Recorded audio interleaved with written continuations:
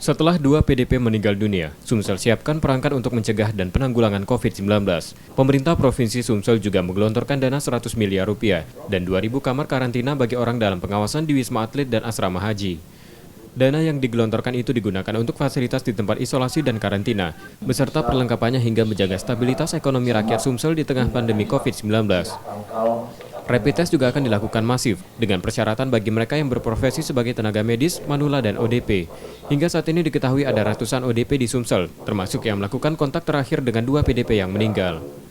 Satu Sumsel semalam sudah saya tanda tangani menjadi tanggap darurat atau siaga. Jadi tanggap darurat setelah PDP ada 2 orang meninggal, meskipun sampai saat ini belum terlapor hasil dari Litbangkes. Pemerintah Sumsel memastikan data seluruh PDP yang dinyatakan positif akan diumumkan secara transparan pada publik, serta meminta masyarakat tetap tenang dan menerapkan physical distancing. Rizky Oktora, Muklas Diferensial, Kompas TV, Palembang.